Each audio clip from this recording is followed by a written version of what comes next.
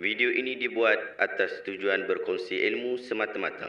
Ia tidak dibuat untuk menghina atau menjatuhkan kredibiliti mana-mana pihak, organisasi atau jabatan.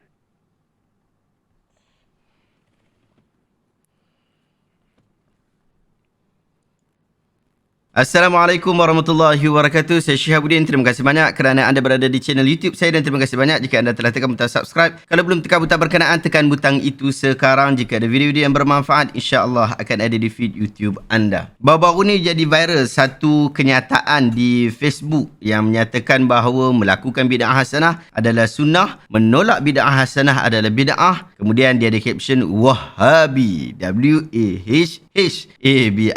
Terus gagal faham, yang bukan Wahabi tak perlu terasa. Dan screenshot untuk post berkenaan telah tersebar di media sosial dan saya sangat berminat untuk memberikan reaction berkaitan tentang isu ini. Jom kita semak tentang isu ini. Bid'ah hasanah adalah sunnah. Pertama, kita kena sedar bahawa persoalan bid'ah tidak dibangkitkan oleh orang baru pada hari ini. Bukan Wahabi yang membangkitkannya, bukan Asy'ari yang membangkitkannya, bukan Maturidi yang membangkitkannya, bukan Ahlu Sunnah membangkitkannya, bahkan bukan Syiah yang membangkitkannya. Ia bukanlah isu baru, tetapi ia telah disebutkan oleh Nabi Muhammad SAW di dalam riwayat-riwayat yang sahih. Kita mestilah mengambil pendirian seperti mana Nabi SAW berpendirian. Jika Nabi menyokong bid'ah, maka kita selaku umatnya akan menyokong bid'ah. Tetapi sekiranya baginda melarang serta memberikan ancaman yang berat, maka sudah mesti untuk kita menghindari dengan sebenar-benarnya. Itu adalah tanda kasih dan cinta kita kepada Nabi Muhammad SAW. Allah Ta'ala sebut dalam surah Ali Imran ayat 31, Qul in kuntum tuhibbunallah fattabi'uni yuhibbukumullah wa yaghfir lakum dhunubakum wallahu ghafurur rahim. Katakanlah wahai Muhammad, sekiranya kamu semua cintakan Allah, maka ikutlah aku, ikut Nabi. Nescaya Allah akan sayang kamu, lalu Allah Ta'ala akan mengampunkan segala dosa-dosa kamu. Allah itu adalah Tuhan yang sangat pengampun, lagi sangat mengasihi. Daripada ayat ini, kita faham bahawa syarat utama untuk mendapat cinta dan pengampunan dosa daripada Allah ialah dengan mengikuti petunjuk Nabi Muhammad SAW. Maka ayuh kita jadikan ia sebagai disiplin yang tidak akan kita sisihkan. Mari kita sama-sama dengar hadis ini. Nabi SAW sebut, fa inna khairal hadis kitabullah wa khairul huda huda Muhammad SAW wa syarrul umur muhdatsatuha wa kullu bid'atin dhalalah. Sebaik-baik ucapan ialah kitabullah, yakni Al-Quran. Sebaik-baik petunjuk pula adalah petunjuk Muhammad SAW. Manakala seburuk-buruk perkara ialah perkara yang baru direka. Dan setiap bid'ah itu adalah sesat. Hadis ini sahih, riwayat Imam Muslim. Manakala dalam riwayat An-Nasa'i ada sedikit tambahan. Disebut, wa kulla dhalalatin finnar. Dan setiap kesesatan itu di neraka. Justru itu perkataan bid'ah yang Nabi sebutkan ini adalah sangat serius sehingga mendapat ancaman api neraka. Jadi kita kena hindari sungguh-sungguh sebagai seorang Muslim daripada melakukan perkara bid'ah yang Nabi kata ni. Cuma jika sekadar merujuk hadis itu sahaja, kita tidak akan dapat beramal dengan hadis itu kerana perkara yang diada-adakan tidaklah semestinya ia bersifat tercela. Ada juga yang sangat digalakkan seperti anda menonton video saya ini juga termasuk perkara baru yang diada-adakan. Zaman Nabi tak pernah ada YouTube, tak pernah ada TikTok, tak pernah ada Facebook dan Instagram. Bahkan internet pun tak wujud lagi. Oleh itu kita perlu memahami apakah maksud bid'ah yang Nabi SAW sebut itu. Pun begitu, kita tak boleh buat pandai-pandai. Kita kena ambil dan kena nukilkan kenyataan, pandangan daripada ulama kita terhadap hal ini. Kerana bagi kita, ulama-ulama ahlu sunnah wal jamaah, mereka adalah orang yang paling faham tentang agama. Lalu kita faham melalui cara mereka faham. Sahabat-sahabat, sekurang-kurangnya para ulama yang berselisih tentang pembahagian maksud bid'ah ini, dia terbahagi kepada 3 pandangan. Al-Imam Ibn Hajar Al-Asqalani rahimahullah, seorang tokoh besar ahli hadis bermazhab Asy-Syafi'i, telah menjelaskan dalam karya teragungnya Fathul Bari tentang 3 pandangan ini. Disebutkan, wal bid'atu asluha ma uhditha ala ghairi mithalin sabiq wa tutlaqu fi syar'i fi muqabil sunnah fatakunu mazmumatan. Bid'ah itu asalnya ialah apa yang diada-adakan yang tidak menurut contoh yang terdahulu dan ia diungkap dari segi syarak sebagai lawan kepada sunnah, maka ia adalah dikeji. Ini yang pertama. Wa tahqiqu annaha in kanat mimma tandariju tahta mustahsinin fi syar'i fahiya hasanah wa in kana mimma tandariju tahta mustaqbahin fi syar'i fahiya mustaqbahatun wa illa fahiya min qismil mubah. Secara tahqiq, sesungguhnya ia jika termasuk antara perkara yang tergolong di bawah perkara yang dipandang baik dari segi syarak, maka ia adalah yang baik, mahmudah. Dan jika termasuk dalam perkara yang tergolong pada perkara yang buruk dari sudut syarak, maka ia adalah mazmumah, makbuhah, satu yang buruk. Jika tidak pula, maka ia adalah daripada bahagian yang harus. Kemudian disambung lagi pada bahagian yang seterusnya, waqad tanqasimu ilal ahkamil khamsah. Ia juga terbahagi kepada hukum hakam yang 5. Anda boleh rujuk kenyataan Al-Imam Ibn Hajar Al-Asqalani ini dalam Fathul Bari jilid keempat muka surat 253. Saya ringkaskan supaya anda nak faham sungguh-sungguh. Saya berharap anda dapat faham tentang pembahagian-pembahagian ini supaya tidaklah kita lagi menjadi keliru. Yang pertama, ada ulama' berpandangan bahawa bid'ah adalah perkara yang bertentangan dengan ajaran agama Islam. Maka apa saja yang bercanggah dengan ajaran agama Islam atau yang diada-adakan sebagai bentuk mencipta amalan baru dalam beragama, maka ia adalah tercela dan tertolak. Inilah pandangan yang banyak dipegang oleh orang-orang Salafiyah hari ini. Dan sebahagian golongan Salafiyah itu disebut dengan nama Wahabiyah dan mereka berpandangan seperti ini. Dan ini tidak salah. Ia juga bertepatan dengan kenyataan Ibn Hajar tadi. Dan dia tidak memasukkan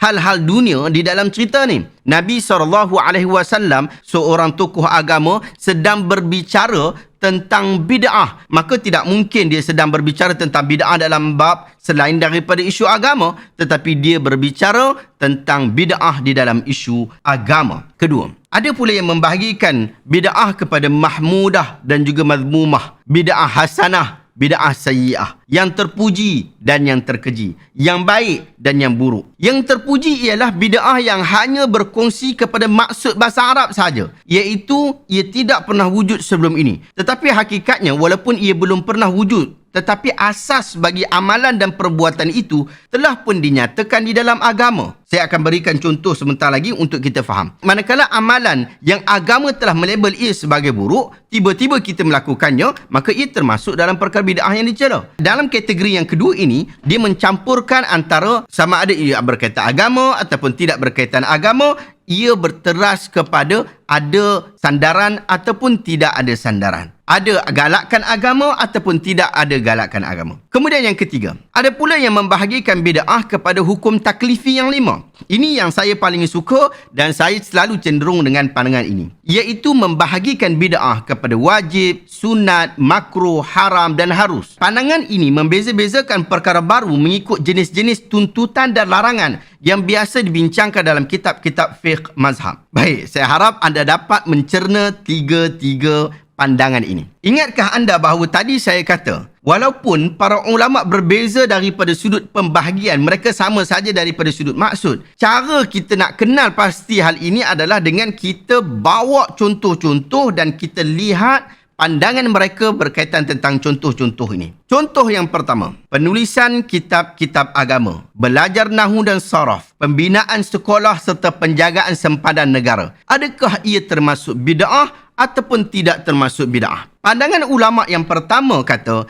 ia bukan bid'ah kerana ia tidak mereka-reka sesuatu yang baru dalam agama secara langsung. Ini kalau awak tanya golongan yang hang kata kat dia Wahabi ke, kita kata kat dia Salafiyah ke, mereka akan jawab macam tu. Mereka kata ini bukan bid'ah sebab dia tak termasuk dalam isu hal-hal agama. Pandangan yang kedua pula kata, ia bid'ah tetapi dia bid'ah hasanah, bid'ah mahmudah, bid'ah yang terpuji, buat boleh, tak ada masalah. Dia bukan termasuk dalam bid'ah sayyi'ah ataupun bid'ah mazmumah kerana ia termasuk dalam perkara-perkara yang baik yang sebenarnya telah diiktiraf oleh banyak nas-nas agama, walaupun nas-nas agama itu tidak menyebutkan tentang perkara itu secara khusus, tetapi ia menyebutkan tentang secara umum walaupun benda itu tidak pernah berlaku pada zaman Nabi. Jadi yang kedua kata bid'ah hasanah. Yang ketiga pula kata ia adalah bid'ah tapi bid'ah yang sunat. mendapat pahala apabila melakukannya kerana ia termasuk perkara penting yang dituntut oleh agama secara umum untuk kita melakukannya, tetapi tuntutan itu tidaklah tegas. Jadi tidaklah wajib untuk kita melakukannya dan ia berada dalam kategori sunat. Cuma kalau keadaan berubah, gambaran berubah, boleh jadi ia menjadi wajib juga. Nampak tak? Kesan daripada ketiga-tiga pandangan ini membolehkan serta menggalakkan orang untuk menulis kitab, belajar ilmu nahwu dan saraf, membuka sekolah serta melindungi sempadan negara. Ketiga-tiga pandangan berkenaan kata boleh buat, tidak jadi masalah. Walaupun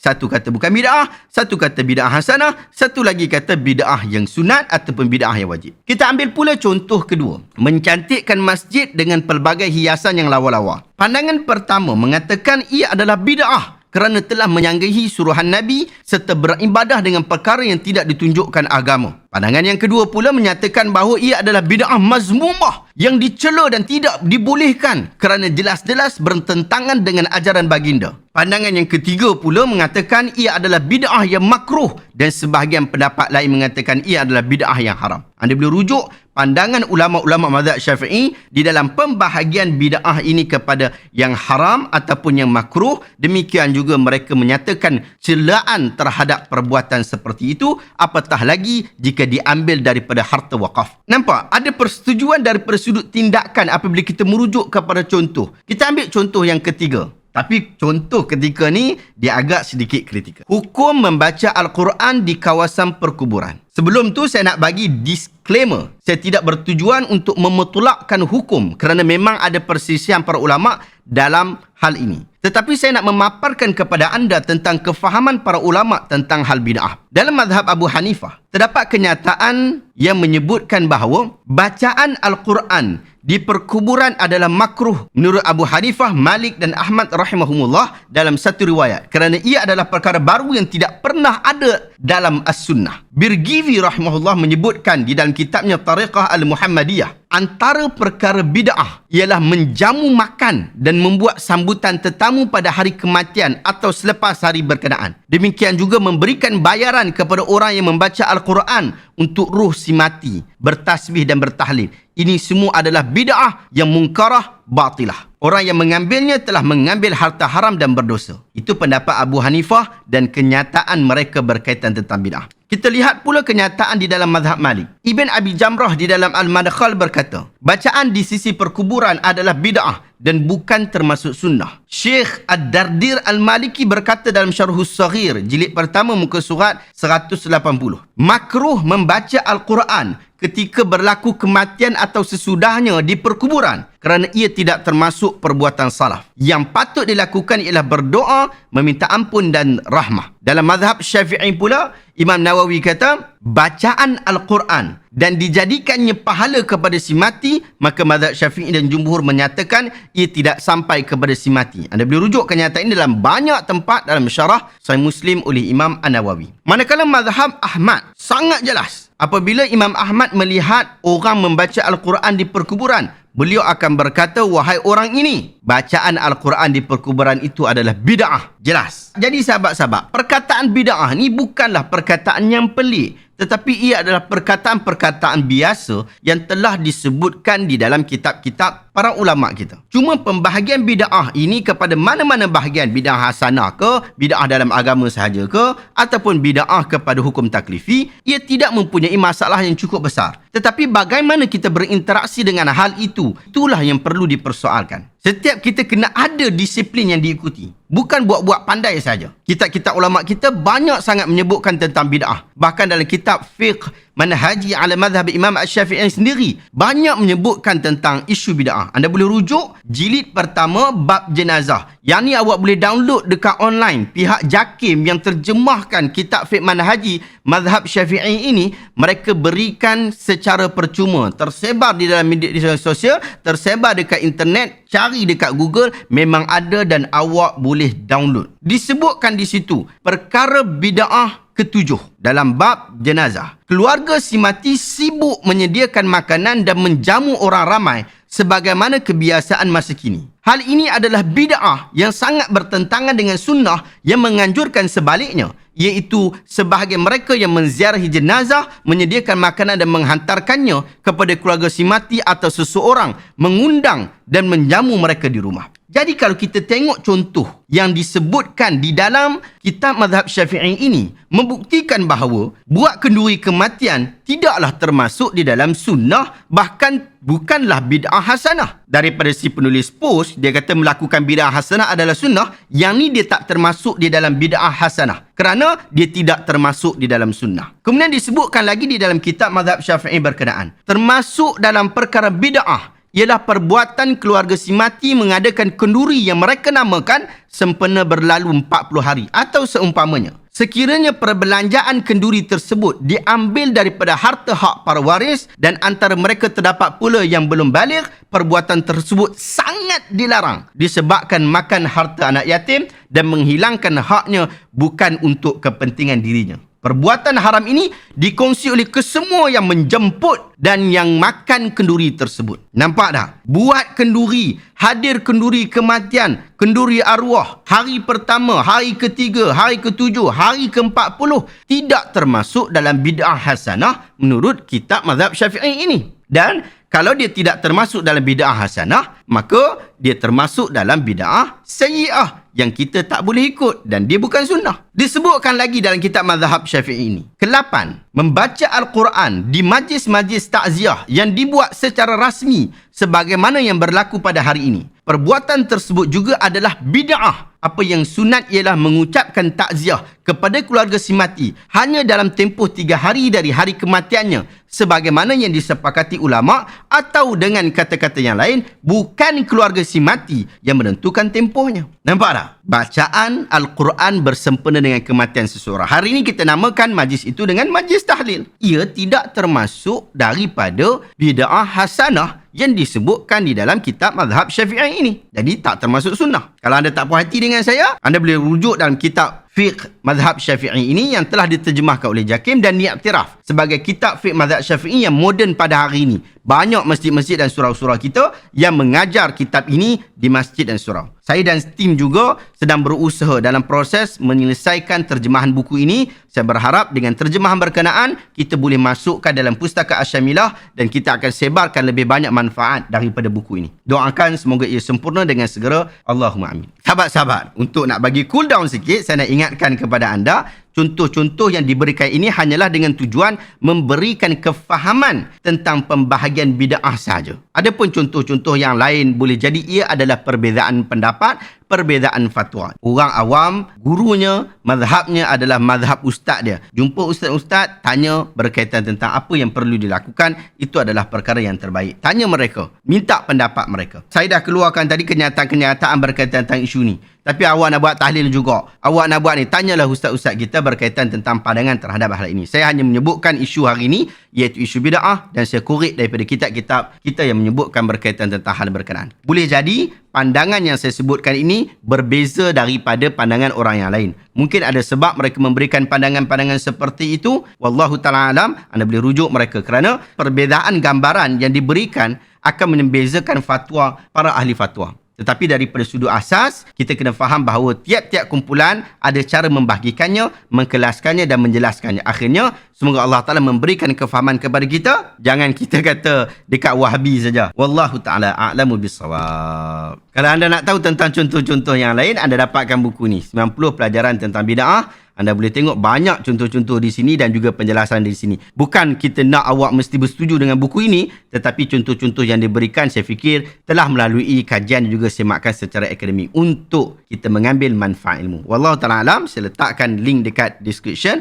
Anda boleh klik dan juga dapatkan di sana. Adakah anda rasa video hari ini bermanfaat? Jika anda rasa video hari ini bermanfaat, tekan butang share. Semoga orang lain juga mendapat manfaat yang sama. Terima kasih banyak. Assalamualaikum warahmatullahi wabarakatuh.